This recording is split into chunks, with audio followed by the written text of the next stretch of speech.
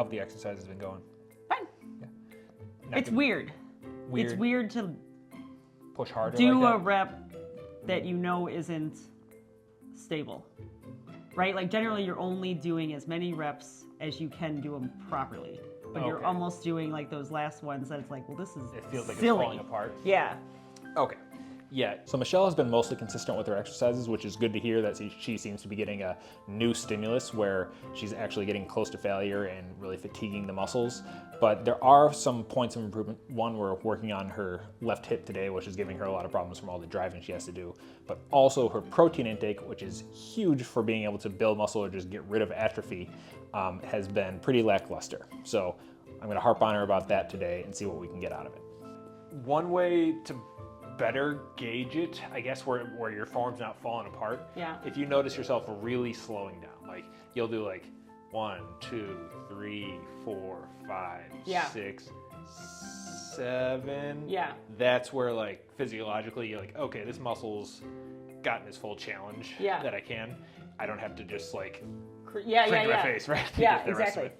So if that's tough to manage. We can try some of that today to like practice it. But you've been able to get heavy enough with the bands. Yeah. Good. How's the protein intake been going? Terrible.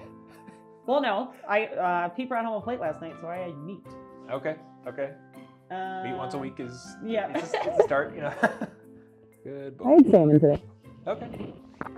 How much? 2 ounces. Okay. Only plate. Give me 1 plate. When it comes to protein intake, there's a bunch of different information out there that can be hard to keep track of and know what you're actually supposed to do. So here's how I'm going to break it down for you. What you might have heard is 50 grams per day for everybody, which is not really the case. That's what the recommended daily allowances is to actually just not have disease from lack of protein. What you actually want if your goal is to build muscle, and this is an arm, is 0.7 to 1 gram per pound of body weight.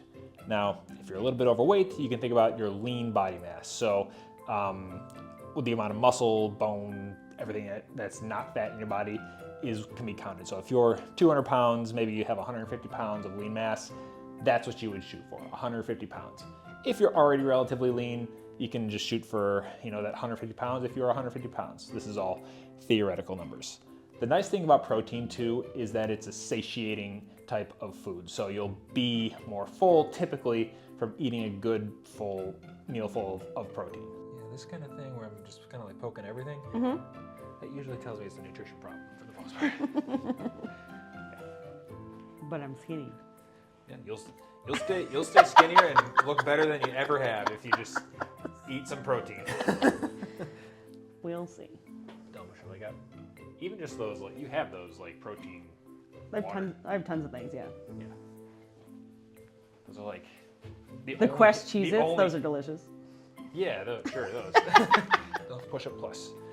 Basically, hands here. I'd recommend turn your wrists out a little bit, just a little easier instead of this. Sure. Here. Okay. Feet, you can spread them out a little bit. It's not actually a big deal. And then in terms of width, just slightly wider than shoulder width. Okay, got it. Come down, touch your chest here. Okay. And then see that little extra? Further, yeah. Yeah, that's what we're looking for. Okay. Just a little bit extra work of these muscles here that help raise up the arm and are kind of deep. Okay. That I think might also be a problem for you. There you go. Good. Down and up. Push it all the way. There you go. Okay. Almost like gives a little hunchback almost, but yeah. That's totally well, I can feel when I go further, like it in here. Okay. Yep. Painful or just like something's working? No, just that it's not as freed as the other side. Okay. Good. Like that's what's stopping it. Yeah. Okay. So this is the progression, right? Gotcha. Band here, boom. As long as it doesn't snap me in the neck. Yeah. Ooh. And I'm gonna have to choke up on this, but. Yep, I see. So let's make sure this works, and then I'll let you try. Yeah. Okay. There we go. So this is if you're limited on how low you can make it. Because at home I would use like the workout bench, which is way lower. Yeah, that works. And that one, I don't know if I could do So 8. that I could might probably be, do. yeah, that would be totally fine. Or if your form is falling apart from rep 1, you could just go to a higher surface and Yeah. there you go, just kind of stuff, yeah. You might have better bands at home, but this is just the idea. I gotcha. Okay. So still, like the other stuff, shooting for 8, you want to be like pretty close to like can't do anymore. Yeah. There we go. That looks pretty good. I'm happy with that.